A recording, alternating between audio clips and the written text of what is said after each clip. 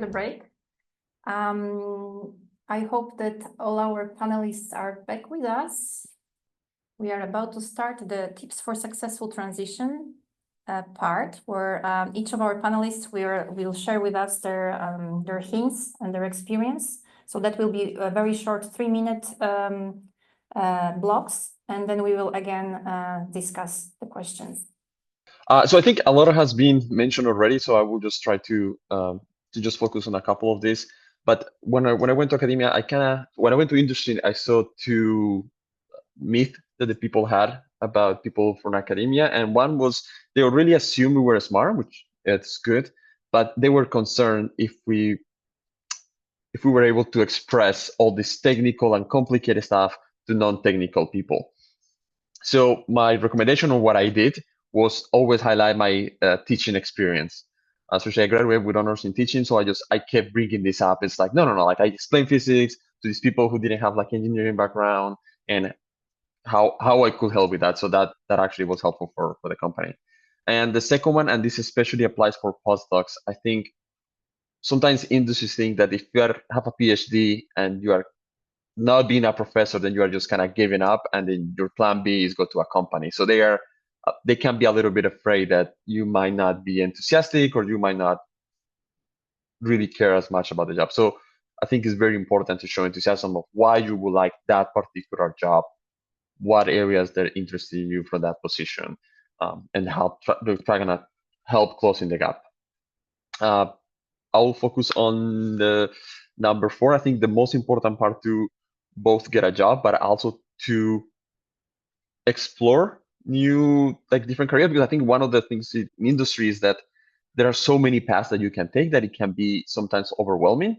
So something that is helpful is just find someone who works in something related to data, but in a different industry, meet with this person and just be honest, ask them how their day life like just operates, because that can give you a lot of insight. What you don't want is to find a job in an industry and then realize very quickly that you don't like it. Just a very quick example. I was looking for a new job last year. A friend of a friend of a friend works in insurance, and I thought to myself, I think insurance sounds really boring. But I ended up meeting with this person. He actually had a PhD in math. He was working with basically the risks of companies and how they can predict that, and they use a lot of like mathematical modeling. And I remember leaving that meeting be like, that could be something that I can see myself doing. So just be very open-minded, just talk to people. People are usually very friendly to talk to, and they want to share their experience. So just try that and just be very open. They will help you with all those tips and really understanding what the day-to-day job like is. And again, just really practice the interview. Just try to get as many, especially, I know the Swiss market because that's what I have worked. It is a tight market, and then you have to send a lot of applications to be able to start processes. So the faster that you are in, the quicker that you are sending applications, the better for you and for your chances to land the job that you really want. Stefania, would you like to share your tips? Was this lightning book? I have a list actually of books because I like very precisely to understand exactly how to do it. Yeah, networking is great, but I wanted also to understand more in depth how it is going. And I think this book is written for computer scientists. You, of course, you adapt it. We are physicists, so there is no problem. You adapt everything that is written for you, but really helps you write the CV. This is really a guide. I think I read it in 1 week. I completely changed the CV. I think this book is great. So I wanted to give this as a reference. And when you are in the interview process, because this kind of CV gets you the interviews. Then there is the challenge of the interview process that is very long, and you have to train very long and be very fast in the answers. And I think I found this book that helped really to get to a lot of questions. You don't need every question, of course. You skim. It depends on the company, but you have really a real set of questions asked in Facebook, Amazon, Netflix, Google, whatever, that gets you trained. Because in the interview process you have to be trained. That is no other excuse. And then to go more in depth, because you need in-depth knowledge. It depends which one, and so it's not very so it depends which one. This is my library. I didn't read in depth all the books, but I come from the physics background. I like hard so I like paper. I like paper. I like to read, and you skim, you read some chapters. You have the Git repo as reference. These are really great. And I think this one is from January. This AI engineering. So it's still it has a good reference tips to what actually this field is about in this year, because next year it will be completely different. So LLM application will come also later. So I think it's good. You have to be in this field, you have to be up to date always. And then, as I mentioned before, certification are important for you, really, to go more in depth when you start. So you do one or something, you are curious about one skill that is mentioned on one application, go and look only this. You don't need the certification for the CV again. I think I mentioned already hackathons. I had some space, so I think quickly I mentioned this other two because ChatGPT really revolutionized our ways of working. Since I don't know, since I joined now, I code in a different, completely different way. So I'm helped always with our internal ChatGPT to. Since now I don't have to spend time on Stack Overflow page because my code breaks at some point. It's much faster. You can work now really on the problem to solve. So this is good. And yeah, like Carlos mentioned, so be open-minded, so growth mindset, so the ability to think, okay, I'm not there yet. I didn't get this job. Okay, I will take the next one that will be much better. So this is my suggestion. Back to you. Thank you, Stefania. James, would you like to go next? Sure. So those are some really nice, very specific tips, and mine are a lot more general. So I hope that's okay. But yeah, I think my first one is like when you're looking for stuff, think about what you value and try and find a company that shares those values. And Carlos kind of touched on this a bit, like talking to people and finding out what they do and seeing whether that's the thing you want to do. But like also think about like, is that a company you want to work for? Like, are the aims of the company like something that you care about and that you would be happy like helping them get to that point? And if not, then don't work for them. And I think that's important. Then the second one, again, is a thing that a few people have touched on, which is like, why does your work matter? Like people are advertising jobs because they have a problem and they want someone to solve that problem. And you want to come across as someone who's doing important things that's helping other people solve their problems. And you want to make them think, this person could solve my problem. And, the stuff that Carlos mentioned about the STAR method, some things people have talked on earlier about, how to phrase what you've done in a way that is about problem solving, I think are really important in kind of structuring CVs and cover letters. Moving on to that as well, CVs and cover letters are important.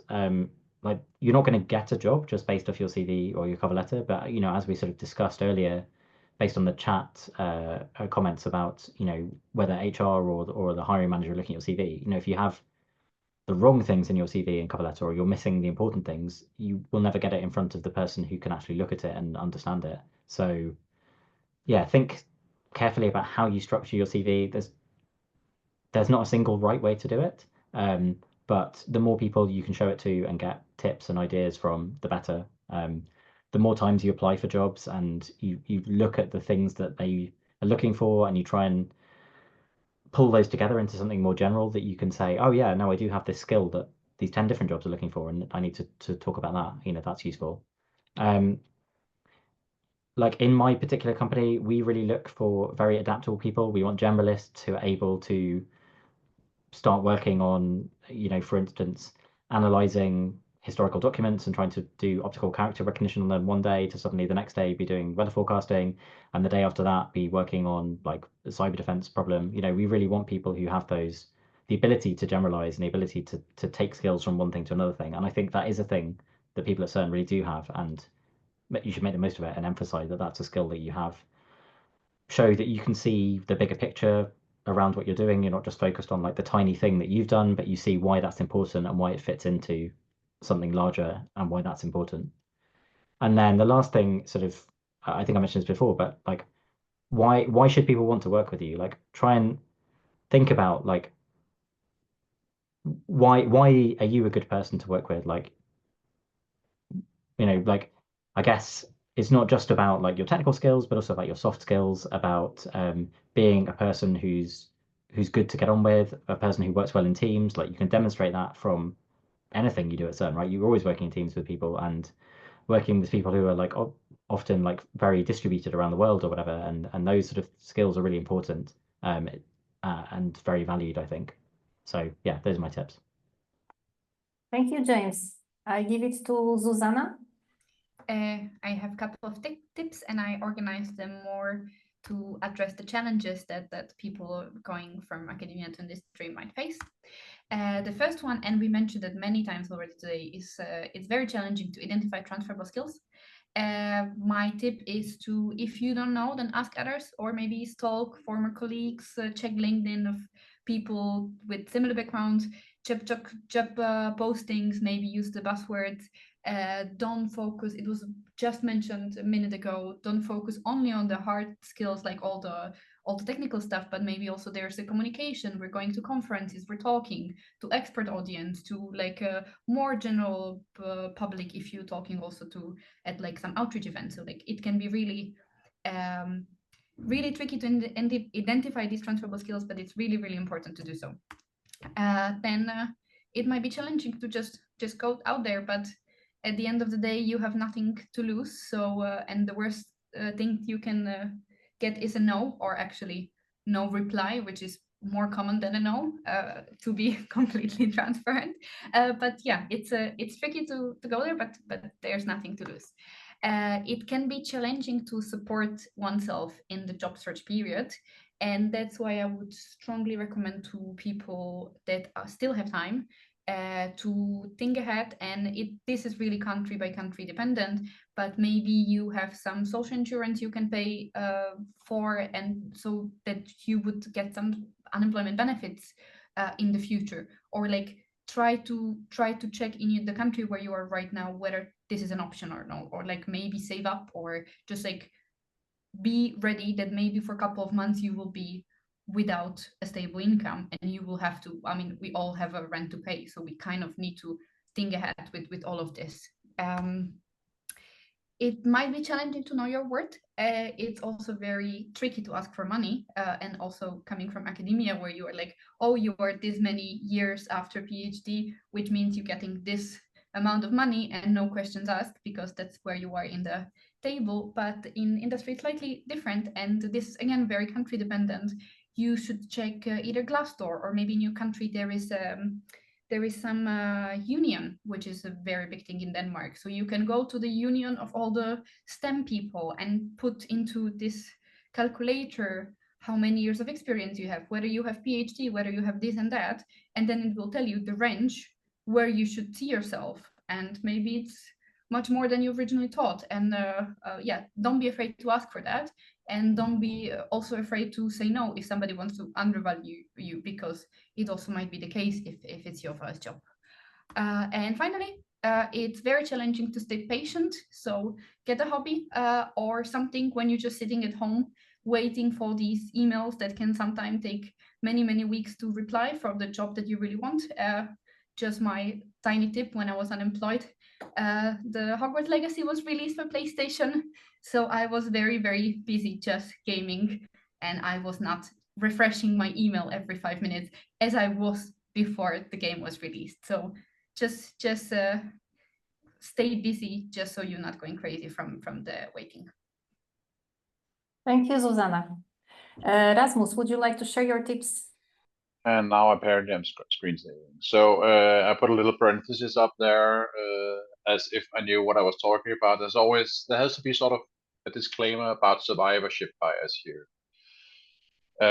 If you ask a lottery winner what was a good thing for him to do, he would say buy lottery tickets. So this is my view of it. And the first thing is, I think, much along the lines of what James said. Think about where you're going and why. Why do you want to go there? Does this company have a value that you can identify yourself with? What is pulling you there? Don't focus on what's pushing you away from where you are, but what is making you go there exactly, because you're going to need that way of thinking. That's one thing. The next thing is that when you read these job listings, you will not recognize yourself. you're talking about transferable skills, and there's a lot of lingo here. I didn't find the job I have now. A friend of mine who works with tax said, "Hey, try apply for this. Just you say you're bored, try this." And I'm like, I don't know anything about finance. This says senior analyst. What, are you crazy? And this is how I ended up here. So have your network, send your jobs, and make them explain to you why they're sending you this job. So some of you are old enough to have been writing research proposals. That's a lot of this and that is very interesting. I'm so cool and I'm so good at this. And that's not the way a job application is. So if you're writing a cover letter, talk about the company, show that you understand what the company is doing, show that you understand the position that you want to fill. Then have the CV tell them that you're awesome. That's sort of the job division between those two things. And speaking of CVs, don't just have a one-size-fits-all CV that you send out everywhere, because that won't work. You need to tailor it a little, because if you're the hiring manager, then you get a lot of applications, and you go, okay, I asked for some skills, are they there? Make sure that they're easy to find. If they say Python, SQL, whatnot, write it so it's easy to see. Also, use correct language, right?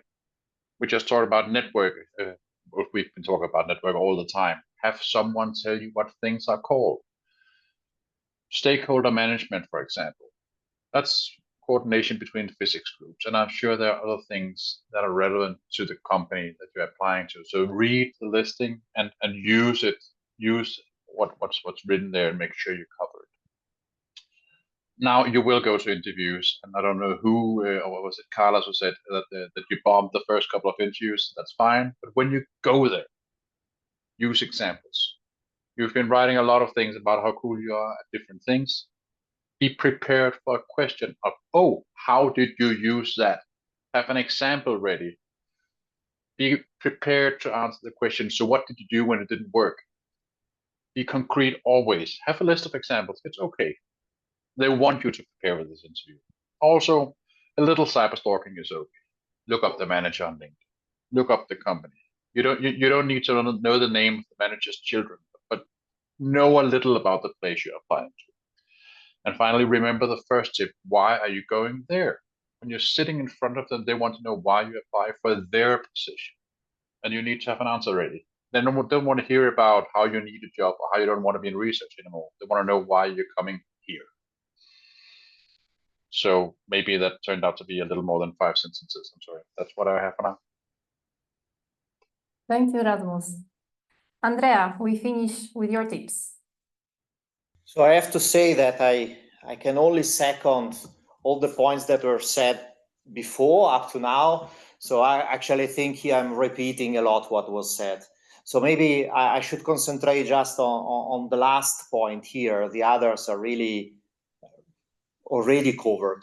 But for me, as a hiring manager, when I've been hiring people, the most important part to me was, and we were at the interview, that the candidate was able to tell me a story about his past experience. Right, it was not a list of tasks accomplished, but he was able to explain why these were important for the experiment, for the group which were in participating, doing research with. What was the personal contribution? It's not important to know that the analysis produced a wonderful paper. What did you do exactly? What was your contribution? Even if it may seem small, it's the part, it's the story around that, behind that, that is really what can make a difference. And also, don't be afraid to tell what did not work, what was not perfect in a past activity, as long as you show that you have been able to reflect on that and learn a lesson for the future. It's not a problem to say we did this, we did not achieve what we expected, but we managed anyway to improve the process for the next time. And maybe I can say something else, as it was said before, but let's stress it. When you're searching a job, it's not only you searching a job, but it's also a company that has a need. So it's a conversation between similar person that both have a need and can offer something to solve a need. So the company is searching you. So again, I think one thing that was said before, don't under-evaluate your contribution. All right, thank you. That was really a richness of insights. I think we can now move on to the questions. So we did have a question regarding the technical tests just before we broke. We had a break, and also it seems that in general there is some interest from the audience. If how do you prepare for the technical tests? If you had to pass through this kind of technical assessments, what is the value of this? How do you prepare for it? Is there anyone that would like to answer? Yes, Andrea and Rasmus. Andrea, maybe you start. Yeah, so in some cases, jobs are extremely popular and it's easy to get hundreds of applications for a single opening. So hiring is a costly process. So for companies, they need to have a process there. And I have to confess that in some cases, these tests are used to filter out candidates that would not continue the process. They just mass applied. So it happens often in which people apply to a job and they don't even take the first technical assessment. So unfortunately, company use this test also for this reason. So I would say, in any case, give it a try if you are interested to work in the company. And what can happen is that you don't proceed in the test. And usually the services that do this kind of tests also provide services for candidates to train, clearly not on the question that you will find, but on similar parts. So you should give it a try in any case and find online one of the training systems for that. Thank you. I think Rasmus, you wanted to add something? Well, tests are different, and then some tests, the ones we use, are mainly about personality. So you can't really prepare for a personality test. At least turns out that could be the recipe for a very bad day for everyone. So the only technical things I've ever come across are technical interviews, and well, they're kind of free form. Okay, and I see Stefania also. You would like to comment? Maybe also some insights about the kind of technical interviews that your current employers do, or yes, exactly. I want to add the case study process. So they take really a problem of the company, then they anonymize it for several reasons, and they give it to you. So basically, you have 2 days to do this case study, and it's really nice. You have also the time to reflect. Okay, what should I use? How I analyze this data, and it's also a good way to understand the tools that the company is using, if they align with what I want to do. So I think it allows to not be prepared on the spot, but with 2 days, you have some time to reflect on the problem and to do it also. So yes, I think, but many companies do it. I think instead a bigger the tech companies, I think I had around with Microsoft. They want to get rid of a lot of engineers at the first step. So there is first, it's really a challenge, an online challenge for 4 hours, and we have to make this. So it's the really first step. Yeah, and that is also already very long. Yeah. So yeah, it needs some preparation. But the case study is very nice for both sides. So you understand what you will do, and so both the company and you. Thank you. James? We do the thing that Stefania just talked about, which is talking a bit about an example of a type of problem that you might encounter if you're doing this job and see how you would approach it.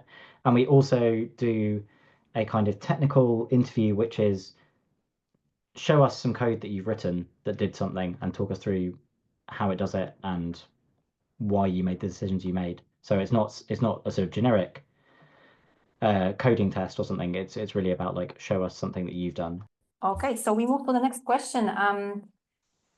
that will maybe show us a little bit, how much do you enjoy your roles in the academia. So if someone offered you a permanent job at CERN now, would you consider coming back? Or would you say that once you make this transition to industry, you are not really so keen on getting back to CERN? Yes, James. My wife still works in physics, so I would certainly consider it. Although I'm sure she would be the one who'd get a job at CERN, not me. All right, thank you. Rasmus? I don't miss the traveling, so no. All right. Stefania? I think I liked a lot what I was doing. What I didn't like it was the teaching, was really getting a lot of my time. But I think if you have a permanent position back at CERN, so I will think, but when I left, so if you meet this transition already in some time, it depends where you are. So to relocate again with all the family, yeah, it depends. But yeah, the work was really nice. So it's yeah, it's a timing process. It's like this. Thank you. Carlos? I mean, I really enjoy my time at CERN. To be honest, I would just look at it as any other job opportunity that I have. Like see, I will see what the options were.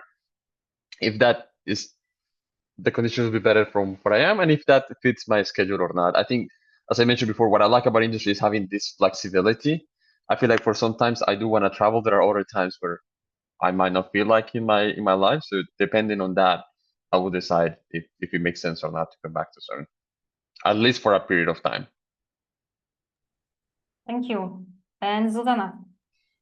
It would be very, very tempting because of very good memories and stuff. But I think just the fact that I don't have to, or I don't work weekends and evenings would probably just win in the long shot.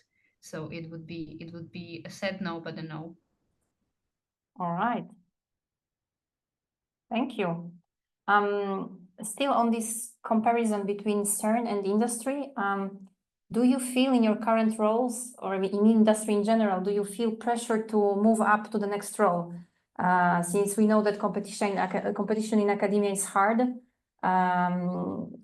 Well, our audience is wondering if you have reached some kind of serenity with respect to finding the new job in case it's needed, or how do you feel in your current roles?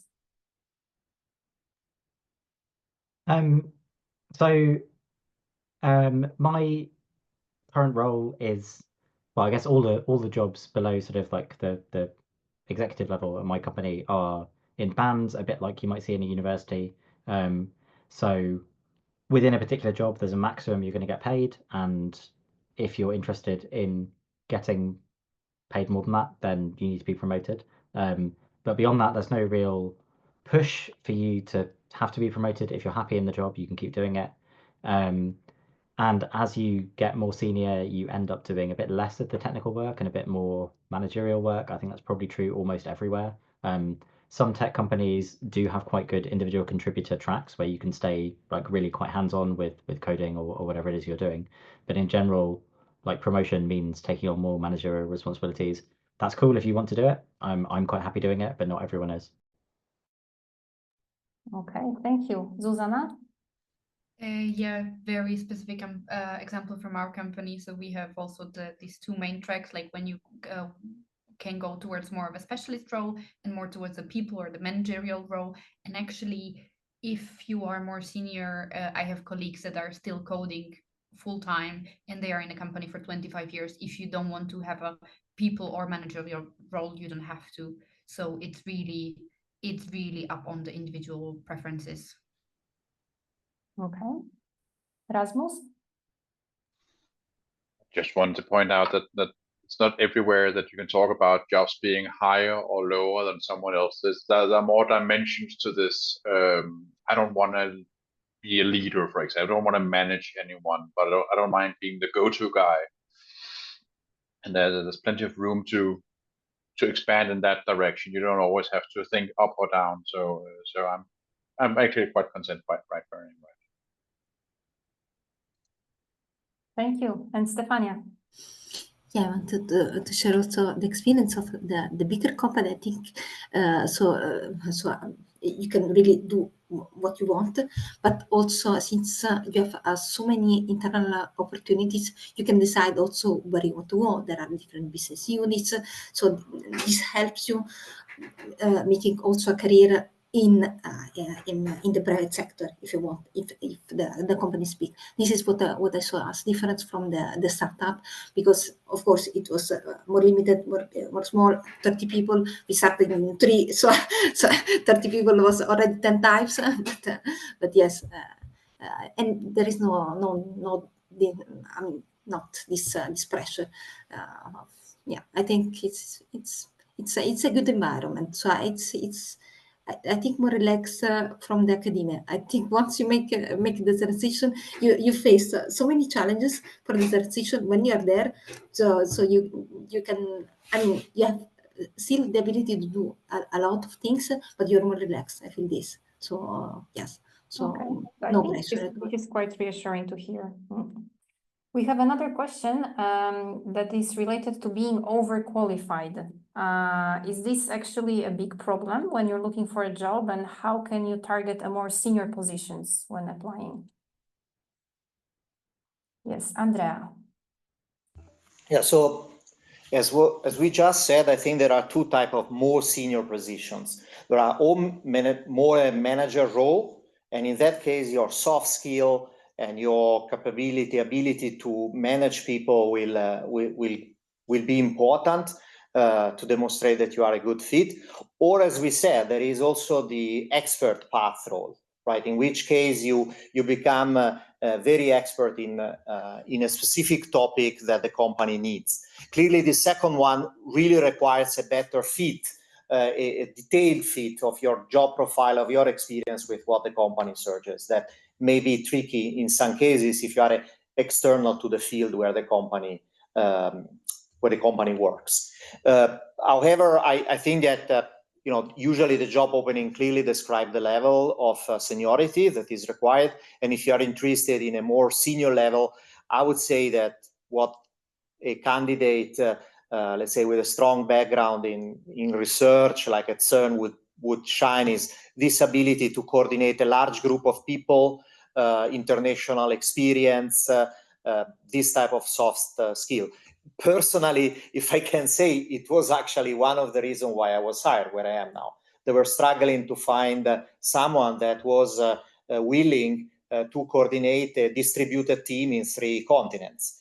And that, when I could say I have this experience from CERN directly, this was valuable much more than all other my technical skills for that particular job.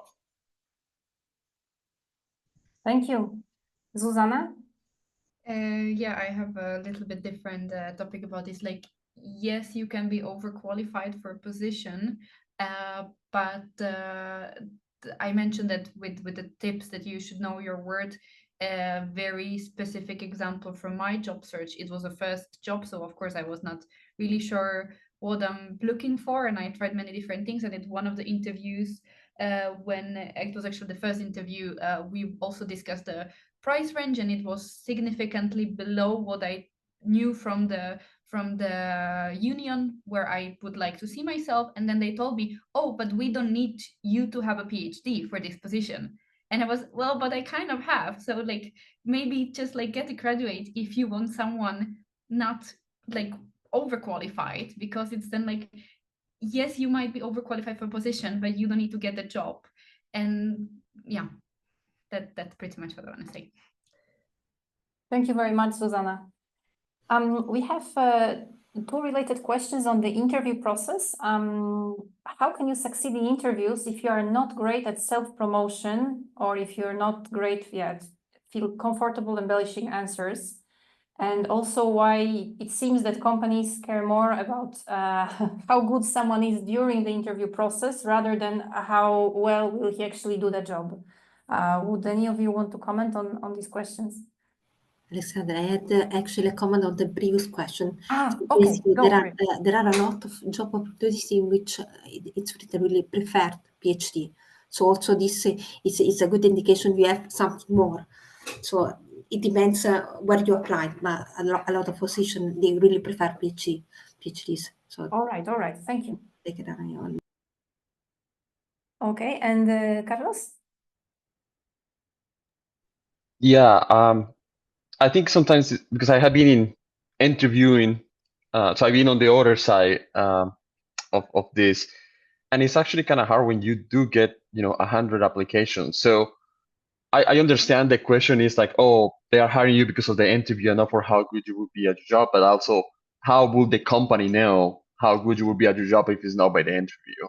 So if you are not telling the company that you will succeed in that job, then why would the company hire you if they don't know that? So it's really something that you have to put the work and learn on how to do it. And I particularly think that it's actually kind of funny. I feel like being at CERN, because you meet so many smart people, then you kind of double guess yourself sometimes, and you're like, I don't know, maybe I don't know how to code, or I know statistics, but I'm not, a PhD in math and statistics and all that. And the reality is, we at CERN is a bubble, right? Where a lot of people with a very, very mindset and very smart people are there, but that's you need to also see what is out there and see like, oh no, your experience in statistics is actually quite profound. Same with coding, same with the stuff like this. So it takes time. It's not easy, and that's what I was saying of kind of go to interviews and try to explore yourself, because you need to get better at telling that you are good at the job that you're applying. If not, how they're going to hire you, or why they should pick you over the other 99 candidates. James, would you like to comment as well? Yeah, just to say, like similarly from this other side of the table, like we spend a lot of time thinking about how to make sure our interviews are giving us the information that we can judge who we think the right people, the best people who we're interviewing are. And it's not easy, but it's a thing we do worry about. We constantly change our interview process to try and make it better. If anyone here thinks they've got good ideas about what a better interview would look like, we'd certainly be interested in hearing them, and I'm sure other people would be too. Yeah, I guess it is a difficult process from both parties, actually. The person who's trying to get a job and also the recruiter. So that's very interesting to hear your insights. Another question was about how did you cope with the transition process of having to learn a new discipline whilst you were probably from the start expected to perform competently and be actually productive? Is anyone willing to comment on the question? Yes, we have Zuzana and Andrea. Zuzana, can you start? Yes, I was very lucky on the team I landed in, and my manager understood that I had no financial background. So while I started coding and contributing to the team, they kept repeating to me that it's a learning journey, and it was completely fine to be lost in meetings where people were using language I didn't understand. And yeah, eventually you get there. So you also, but this was mentioned multiple times, that we are perfectionists and we're like kind of expecting to understand everything immediately, and you just at some point you need to accept that well, there are people that studies finance for 5 years, so of course overnight you will not catch up with them, but eventually you will. So just take it that it's a journey. Okay, Andrea? I think that if you get to the level of interview, talking with the hiring manager, I think it's a very valid question to ask how the company provides onboarding for a new employee. So what are the opportunities for an employee to learn skills where you don't have? Many companies have also a training program. So this is another good question to ask to the company. What type of training program do you offer? So if there is a certain budget allocated for upskilling or learning new skills. And I think these are very valid questions to ask, and that will also give you an idea if this is the company that values upskilling personnel and what type of progression you can do in a company. So I would not be afraid of asking. Okay, James, would you like to add? Yeah, so a couple of things. So first is like a little anecdote, which is actually the first thing I was asked to do when I joined this company was to build a like cloud-based environment that people could use for analyzing data. And I thought I was building a prototype, and I only found out about a month into it that it was going to be used for real the next week. So I think like sometimes not knowing like why what you're doing is hard or like important is actually kind of helpful. But no, I think the more important point is that people don't expect you to be perfect at everything when you start. People expect you to learn things on the job, and they expect you to take time to get up to speed, and they expect you to ask questions and to not know things that everyone else knows. And I think everyone's been in that.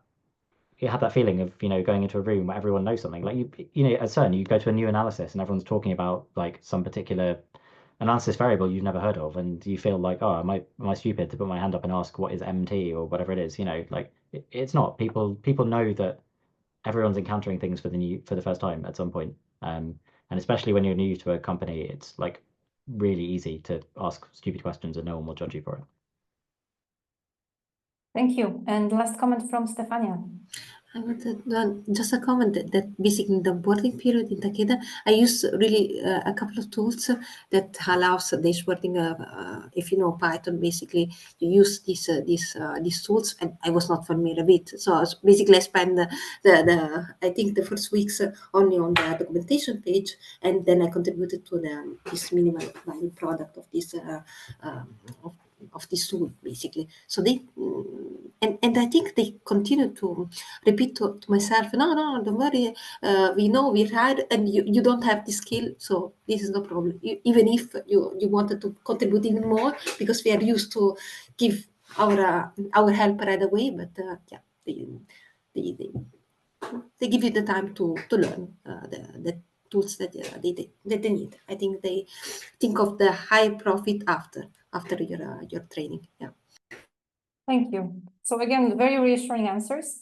To wrap up this session, I would just like to address one question regarding networking, as it seems that with present work in academia, there is almost no overlap with people outside of it. And so sometimes it feels like two parallel universes with almost no connection.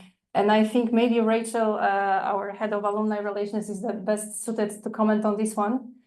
So what I would say here is that one of the 4 reasons why the alumni program was set up was to support those people who are currently at CERN in their transition when they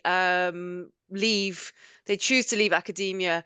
You have in the alumni network now, we have over 10,700 members. Over 75% of them are people who've worked at CERN and who've left. So these are the people that have this experience. They have an experience of having been at CERN, having left CERN, as you've seen today with our amazing panelists. So what I'm going to do is, Alexandra, if you want, I'll leave you to wrap up. Then I'm going to give you a short demo of our alumni platform so you can see where you can find this information, how you can network, how you can connect with our enormous pool of CERN alumni.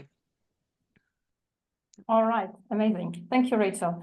Okay, so for the wrap up, this very interesting and informative event, I think some of the key takeaways are that in academia, you are solving complex problems in technology, but such challenges also exist in the industry, and therefore you already have the required knowledge and skills, and it can be as interesting as it was in academia or maybe more.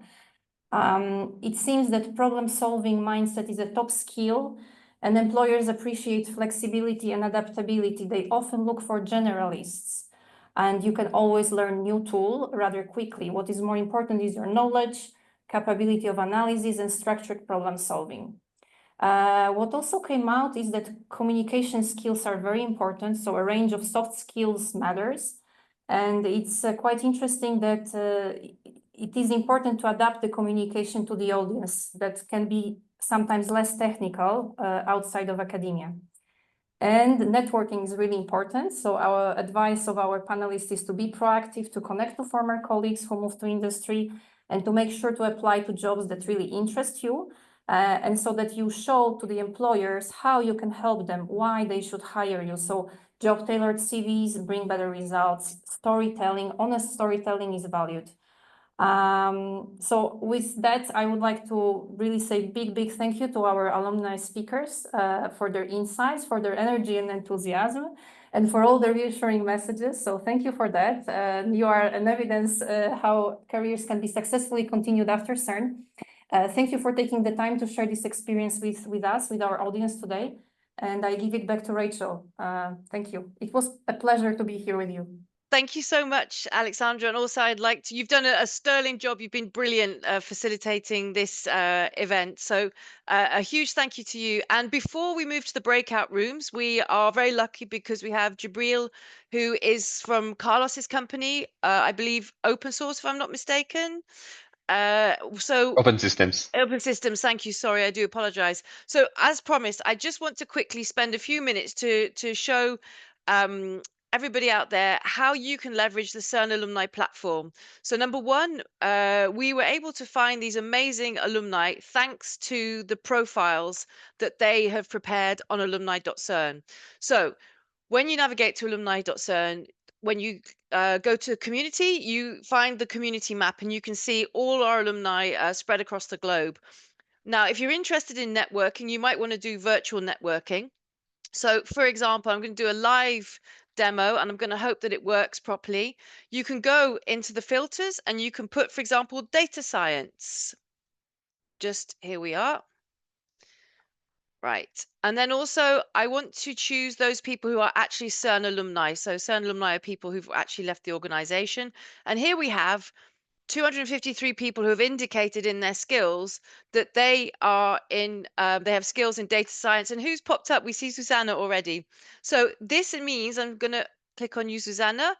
I can send Susanna a message and I can ask her for some tips on how I might move into data science. So this is one way. I'm not going to open that up because I have all my messages which are in there. That's one way that you can leverage the alumni network. Also, I wanted to point out to you that we have a jobs board here. So if you click on career and jobs, you can find positions which have been posted either by alumni. So for example, here you can see Fabien, he's just posted this position in Munich. So you can contact him directly to find out what his job's about. And you can see there's plenty of positions that have been posted by him. We also have companies like ESO, EMBL that post their job positions here. So don't hesitate to reach out to them and find out more information.